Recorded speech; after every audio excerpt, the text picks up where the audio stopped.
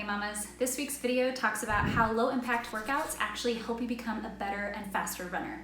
Let's dive in.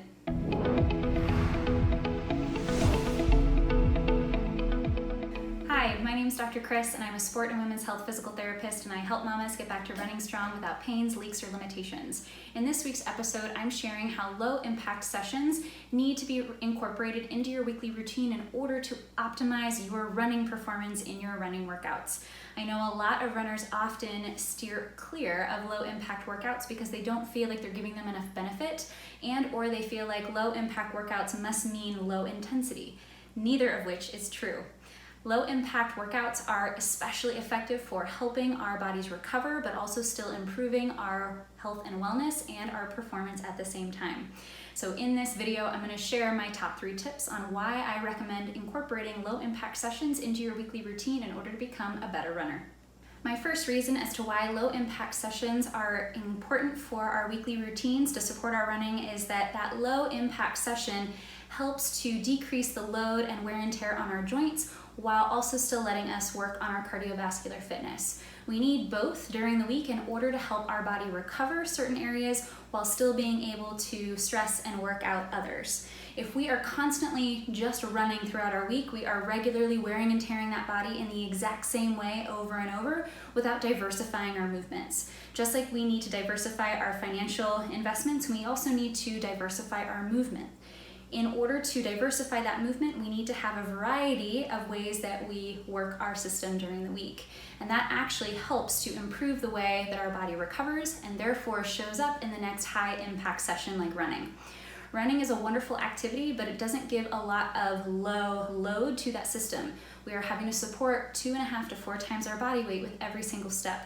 So if we're doing that activity every single day without balancing it out with some other movement, i.e. low impact, some strength work, other flexibility work like Pilates and yoga, that doesn't allow us to be a diversified mover and therefore decreases our running performance.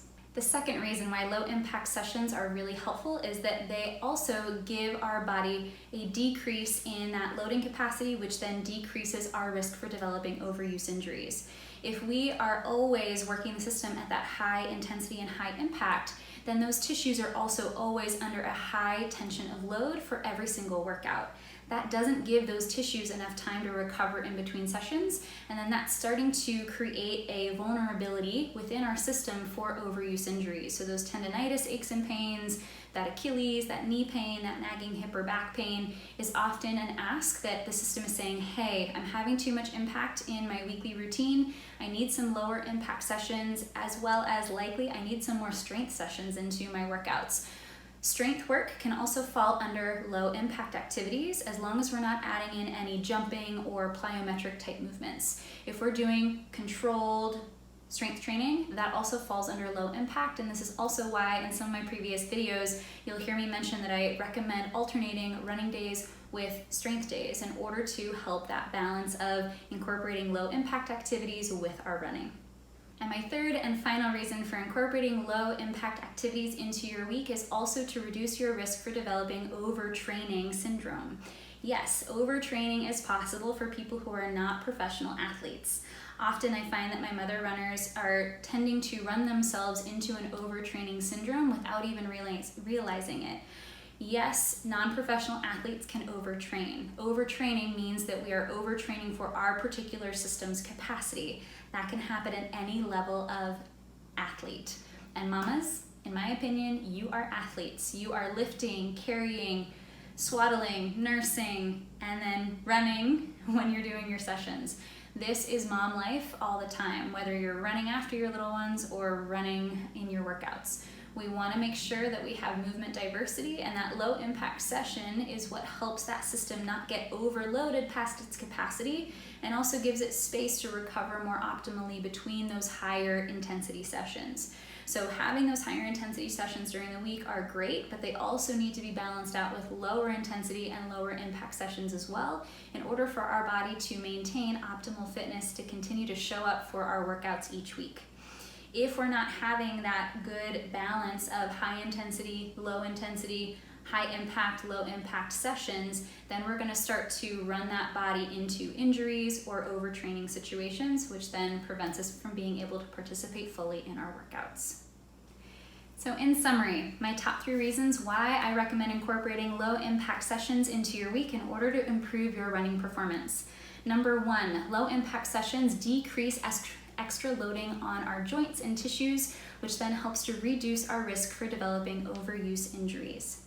Number 2, low impact sessions also allow for better recovery in between workout sessions so that we can show up most fully, especially for those higher intensity and high impact sessions like running.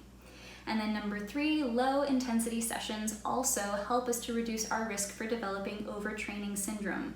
Overtraining syndrome is something that often gets overlooked, but is much more common in mother runners than most would realize. A combination of needing good nutrition, better quality sleep, as well as doing too many hard intensity sessions without enough lower intensity sessions sprinkled in the week lead to overtraining syndrome more often than not. So we want to make sure that those low impact sessions are balancing out those high impact sessions and adding that diversity to our movement through the week. So I hope you all found this video helpful. I'd love to know what stood out to you or what parts you find where your low impact sessions help you the most. Feel free to drop those in the comments below. And if you found this video helpful, I'd love for you to share it out to another mother runner friend. And also, as always, if you found this video helpful, feel free to subscribe here so you don't miss any of the fresh videos dropping each week. Take care, everyone, and I look forward to seeing you next time.